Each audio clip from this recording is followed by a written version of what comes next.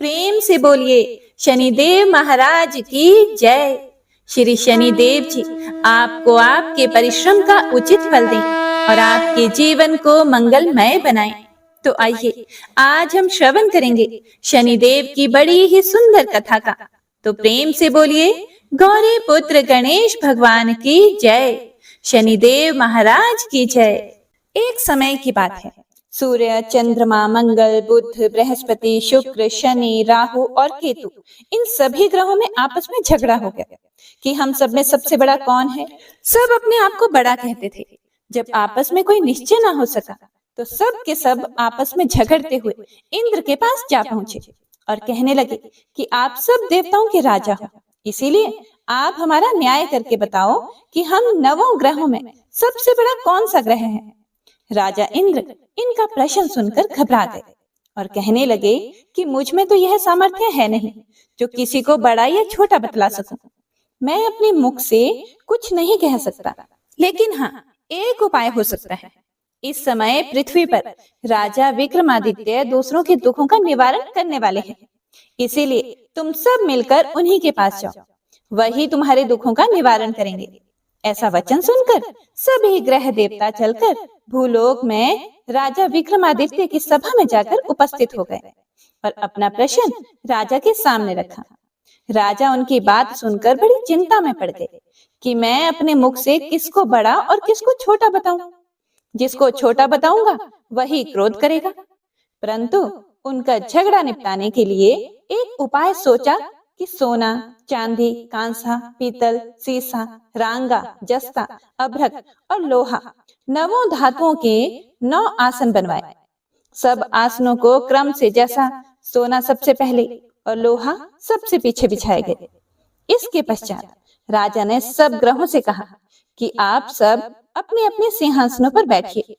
जिसका आसन सबसे आगे वह सबसे बड़े और जिसका आसन सबसे पीछे वह सबसे छोटा जानिए, क्योंकि लोहा सबसे पीछे था और वह शनिदेव का आसन था। इसीलिए शनिदेव ने समझ लिया कि राजा ने मुझको सबसे छोटा बना दिया है। इस पर शनिदेव को बड़ा क्रोध आया और कहा कि राजा, तू मेरे पराक्रम को नहीं जानता। सूर्य एक राशि पर 1 महीना, चंद्रमा 2.25 महीना 2 दिन, मंगल 1.5 महीना, बृहस्पति 13 महीने, बुध और शुक्र 1 महीने, परंतु मैं एक राशि पर 2.5 अथवा 7.5 साल तक रहता हूँ।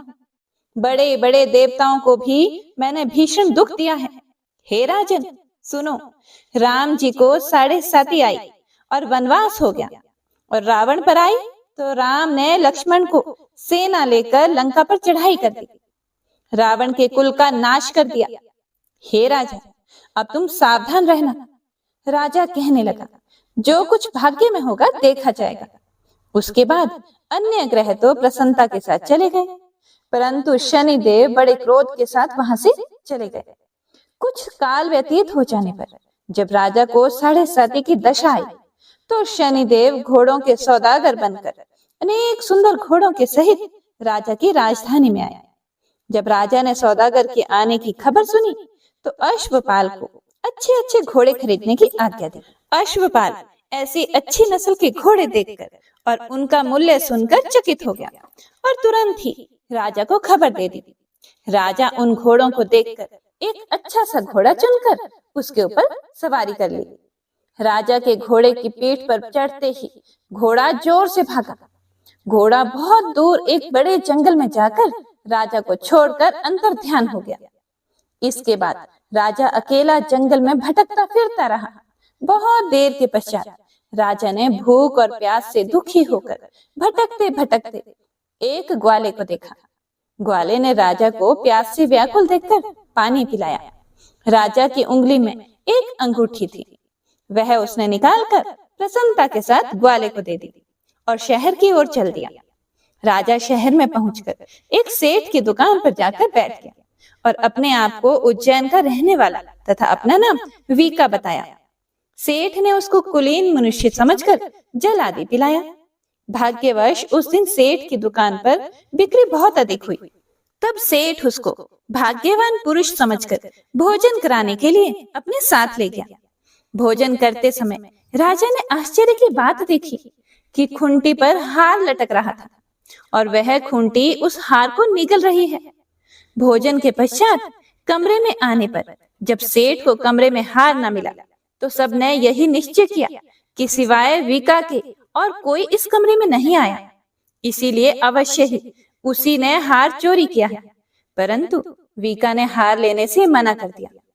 इस पर 5-7 आदमी इकट्ठे होकर उसको फौजदार के पास लाए। फौजदार ने उसको राजा के सामने उपस्थित कर दिया और कहा कि ये आदमी तो भला प्रतीत होता है, चोर मालूम नहीं होता, परंतु सेठ का कहना है कि इसके सिवाय और कोई घर में ही नहीं आया, अवश्य ही इसी ने चोरी की है। तब राजा ने आज्ञा दी कि इसके हाथ पैर काटकर चौरंगिया किया जाए। राजा की आज्ञा का तुरंत पालन किया गया और वीका के हाथ पैर काट दिए गए। इस प्रकार कुछ काल व्यतीत होने पर एक तेली उसको अपने घर ले गया और कोल्हू पर उसको बिठा दिया। वीका उस पर बैठा हुआ जबान से बैल हाँकता रहा। शनि की दशा समाप्त हो गई और एक रात को वर्षा ऋतु के समय वह मल्हार राग गाने लगा। उसका गाना सुनकर उस शहर के राजा की कन्या उस राग पर मोहित हो गई और दासी को खबर लाने को भेजा कि शहर में कौन गा रहा है। दासी सारे शहर में फिरती फिरती क्या देखती है कि तेली के घर में चौरंगिया राग गा रहा है। दासी ने महल में आकर राजकुमारी को सब वृतांत सुना दिया। बस उसी क्षण राजकुमारी ने अपने मन में यह प्रण कर लिया कि चाहे कुछ भी हो जाए, मैंने इस चौरंगिया के साथ ही विवाह करना है। प्रातःकाल होते ही जब दासी ने राजकुमारी को जगाना चाहा तो राजकुमारी अनशन व्रत लेकर पड़ी रही।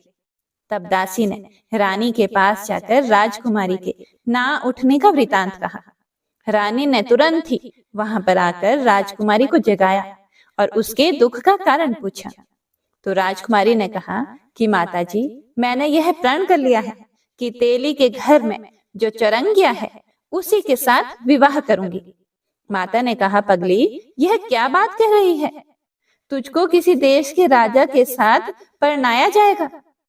कन्या कहने लगी कि माताजी, मैं अपना प्रण कभी नहीं तोड़ूंगी। माता ने चिंतित होकर यह बात राजा को बताई। तब महाराज ने भी आकर यह समझाया कि मैं अभी देश देशांतर में अपने दूत भेजकर सुयोग्य, रूपवान एवं बड़े से बड़े गुणी राजकुमार के साथ तुम्हारा विवाह करूंगा। ऐसी बात तुमको कभी नहीं विचारनी चाहिए। फिर कन्या ने कहा, पिताजी, मैं अपने प्राण त्याग दूंगी, परंतु दूसरे से विवाह नहीं करूंगी।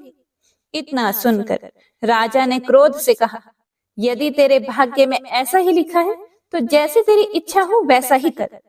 राजा ने तेली को बुलाकर कहा कि तेरे घर में जो चौरंगिया है उसके साथ मैं अपनी कन्या का विवाह करना चाहता हूँ। तेली ने कहा कि यह कैसे हो सकता है? कहाँ आप हमारे राजा और कहाँ मैं एक नीच तेली। परंतु राजा ने कहा कि भाग्य के लिखे को कोई नहीं टाल सकता। अपने घर जाकर विवाह की तैयारी करो। राजा ने उसी समय तोरण और बंधनवार लगवाकर अपनी राजकुमारी का विवाह चौरंगिया विक्रमादित्य के साथ कर दिया। रात्रि को जब विक्रमादित्य और राजकुमारी महल में सोए थे तो आधी रात के समय शनिदेव ने विक्रमादित्य को स्वप्न दिया कि राजा, कहो, मुझको छोटा बतलाकर तुमने कितना दुख उठाया। राजा ने क्षमा मांगी। शनिदेव ने प्रसन्न होकर विक्रमादित्य को हाथ पैर दिए। तब राजा ने कहा, महाराज, मेरी प्रार्थना स्वीकार करें कि जैसा दुख आपने मुझे दिया है ऐसा और किसी को न दें।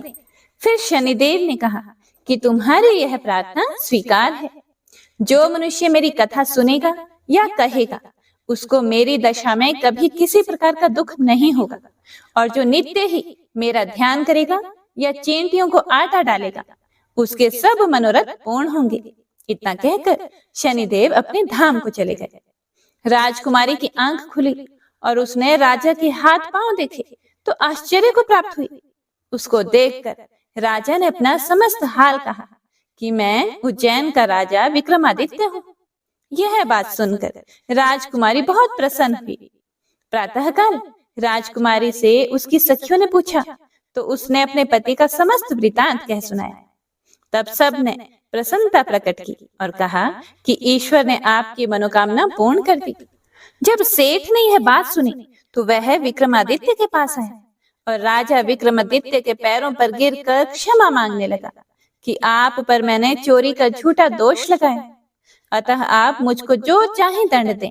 राजा ने कहा, मुझ पर शनिदेव का कोप था, इसी कारण यह सब दुख मुझको प्राप्त हुआ। इसमें तुम्हारा कोई भी दोष नहीं है, तुम अपने घर जाकर अपना कार्य करो। सेठ बोला कि मुझे तभी शांति होगी जब आप मेरे घर चलकर प्रीतिपूर्वक भोजन करोगे। राजा ने कहा कि जैसी आपकी मर्जी हो वैसा ही करें। सेठ ने अपने घर जाकर अनेक प्रकार के सुंदर भोजन बनवाए और राजा विक्रमादित्य को प्रीति भोज दिया। जिस समय राजा भोजन कर रहे थे, एक अत्यंत आश्चर्य की बात सबको दिखाई दी। जो खूंटी पहले हार निगल गई थी, वह अब हार उगल रही है। जब भोजन समाप्त हो गया तो सेठ ने हाथ जोड़कर बहुत सी मोहरें राजा को भेंट की और कहा कि मेरे श्री कंवर नामक एक कन्या है, उसका पाणी ग्रहण आप करें। इसके बाद सेठ ने अपनी कन्या का विवाह राजा के साथ कर दिया और बहुत सा दान दहेज आदि दिया। इस प्रकार कुछ दिनों तक वहां निवास करने के पश्चात विक्रमादित्य ने शहर के राजा से कहा कि अब मेरी उज्जैन जाने की इच्छा है। फिर कुछ दिन के बाद विदा लेकर राजकुमारी मन भावनी, सेठ की कन्या श्री कंवरी तथा दोनों जगह के दहेज में प्राप्त अनेक दास दासी, रथ और पालकियों सहित विक्रमादित्य उज्जैन की तरफ चले। जब शहर के निकट पहुंचे और पूर्ववासियों ने राजा के आने का संवाद सुना तो समस्त उज्जैन की प्रजा अगवानी के लिए आई। तब बड़ी प्रसन्नता से राजा अपने महल में पधारे। सारे शहर में बड़ा भारी महोत्सव मनाया गया और रात्रि को दीपमाला की गई। दूसरे दिन राजा ने शहर में यह सूचना कराई कि शनिश्चर देवता सब ग्रहों में सर्वोपरि हैं। मैंने इनको छोटा बतलाया, इसी से मुझको यह दुख प्राप्त हुआ। इस कारण सारे शहर में सदा शनिश्चर की पूजा और कथा होने लगी। राजा और प्रजा अनेक प्रकार के सुख भोगती रही। जो कोई शनिवार की इस कथा को पढ़ता या सुनता है, शनिदेव की कृपा से उसके सब दुख दूर हो जाते हैं। तो प्रेम से बोलिए शनिदेव महाराज की जय। हे प्रिय भक्तों, शनिदेव की दृष्टि क्रूर मानी गई है और उनकी चाल धीमी। क्या आप जानते हैं शनिदेव की चाल धीमी क्यों है? इसके पीछे एक बड़ी ही दिलचस्प कथा है और इस कथा से हमें यह भी पता चलेगा कि लोग शनि की दृष्टि से बचने के लिए पीपल के पेड़ में जल क्यों डालते हैं। पौराणिक कथा के अनुसार जब देवलोक पर वृतासुर ने कब्जा कर लिया था और वह देवताओं को प्रताड़ित करने लगा, तब देवराज इंद्र को अपने राज्य को बचाने के लिए वृतासुर का वध करना था। लेकिन इंद्र पहले से ही वृतासुर की शक्ति से परिचित थे, इसीलिए इंद्र ब्रह्मा जी के पास गए। तब उन्हें ब्रह्मा जी ने बताया कि पृथ्वी लोक पर रहने वाले महर्षि दधीचि की हड्डियों से वज्र बनाकर वृतासुर को मारा जा सकता है। यह सुनकर इंद्र महर्षि दधीचि के पास गए और देवराज इंद्र ने महर्षि दधीचि से अपनी हड्डियां दान करने की बात कही। हे प्रिय भक्तों, महर्षि दधीचि ने बिना किसी सवाल किए ही अपनी हड्डियां दान करने की बात पर राजी हो गए। उन्होंने समाधि मुद्रा में ध्यान लगाकर अपनी देह का त्याग कर दिया और महर्षि दधीचि ने अपनी हड्डियां इंद्र को राक्षस वृतासुर का वध करने के लिए दान कर दी थी।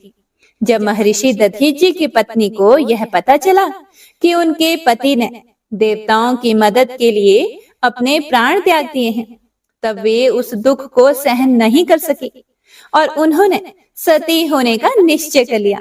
उन्होंने अपने पति के अंतिम संस्कार के साथ ही वहीं पास में ही स्थित एक विशाल पीपल वृक्ष के कोटर में अपने 3 वर्ष के बालक को रखकर वह खुद सती हो गई। पीपल के कोटर में रखा महर्षि दधीचि का वह बालक भूख प्यास से तड़प तड़प कर चिल्लाने लगा। जब उसे वहां कोई भी वस्तु नहीं मिली तो कोटर में गिरे हुए पीपल के गोदों अर्थात फल को खाकर बड़ा होने लगा। कालांतर में पीपल के पत्तों और फलों को खाकर बालक का जीवन सुरक्षित रहा।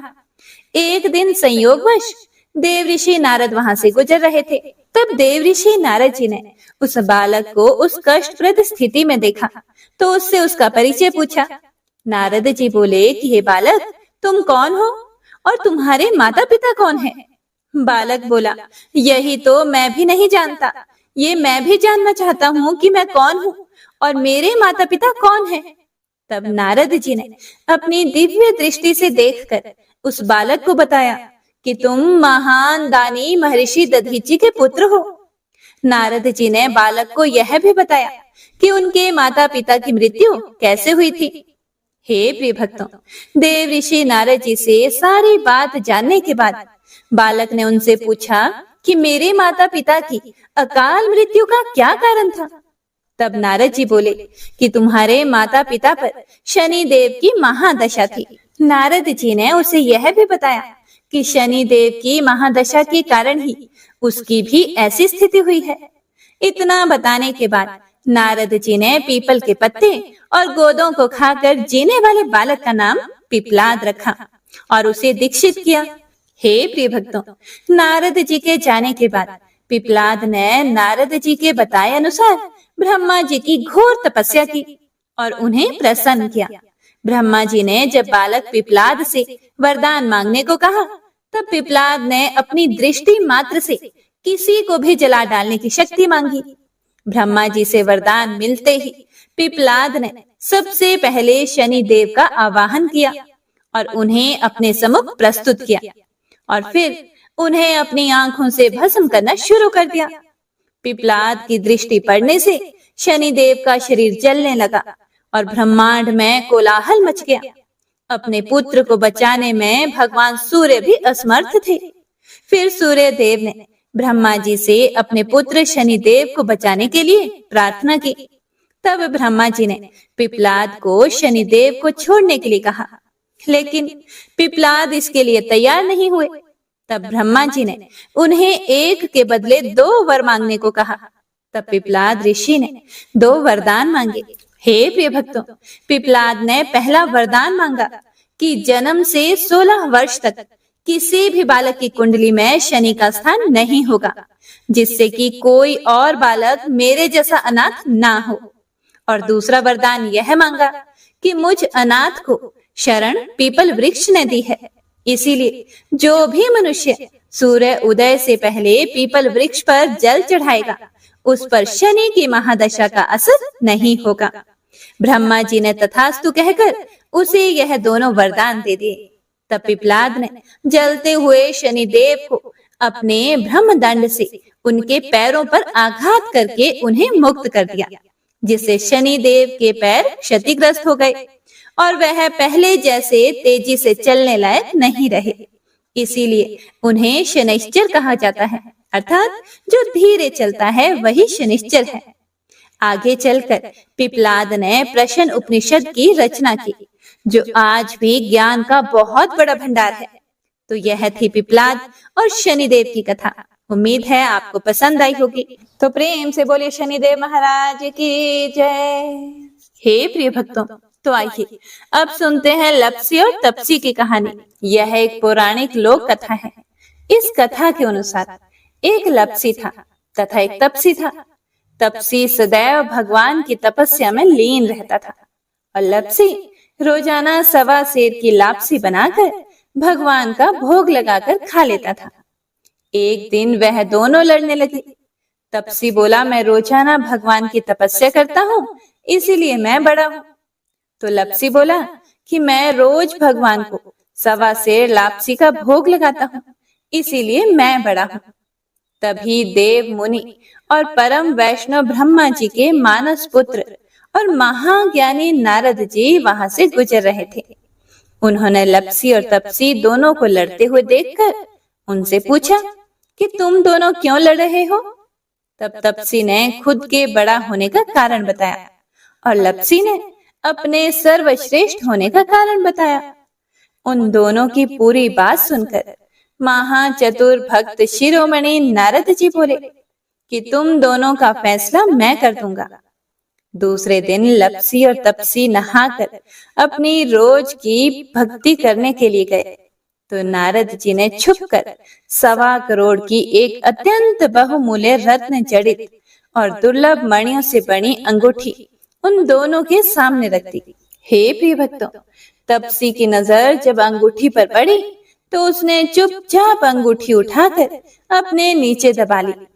लपसी की नजर अंगूठी पर पड़ी लेकिन उसने ध्यान ही नहीं दिया और भगवान को भोग लगाकर लापसी खाने लगा। इसके बाद नारद जी उन दोनों के सामने आए तो दोनों ने हे नारद जी से पूछा, हे मुनि श्रेष्ठ, अब आप अपना निर्णय बताइए कि हम में से कौन बड़ा है, किसकी भक्ति श्रेष्ठ है। तो नारद जी ने तपसी से खड़ा होने को कहा। जब वह खड़ा हुआ तो उसके नीचे दबी अंगूठी उन्हें दिखाई पड़ी। नारद जी ने तपसी से कहा कि तपस्या करने के बाद भी तुम्हारी चोरी करने की आदत नहीं गई, इसीलिए लपसी बड़ा है और तुम्हें तुम्हारी तपस्या का कोई भी फल नहीं मिलेगा। हे प्रिय भक्तों, तब तपसी बड़ा शर्मिंदा होकर नारद जी से माफी मांगने लगा। उसने नारद जी से पूछा कि मुझे मेरी तपस्या का फल कैसे मिलेगा। तब नारद जी ने उससे कहा कि यदि कोई गाय और कुत्ते की रोटी को नहीं बनाएगा, यदि कोई ब्राह्मण को भोजन करवाकर दक्षिणा नहीं देगा, तो उनके दान धर्म का फल, उन लोगों की पूजा का फल तुझे मिलेगा। यदि कोई सुहागिनी साड़ी के साथ ऊपरी अंगोछा का दान नहीं देगा तो वह फल तुझे मिलेगा। यदि कोई दिए से दिया जलाए तो वह फल भी तुझे मिलेगा।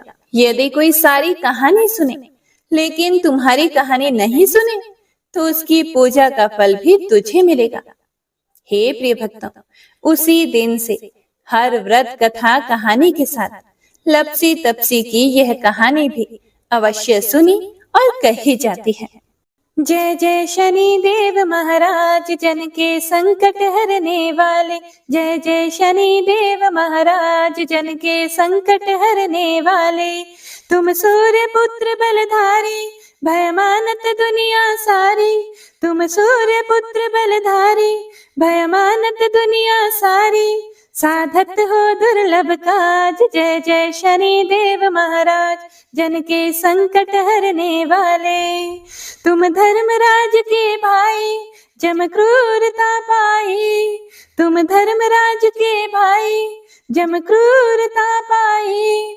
घन गर्जन करता आवाज, जय जय शनि देव महाराज, जन के संकट हरने वाले।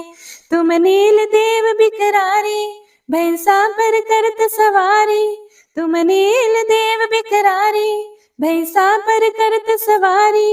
कर लो गदा रही साज, जय जय शनि देव महाराज, जन के संकट हरने वाले। तुम भूपति रंग बनाओ, निर्धन सिर छत्र धराओ।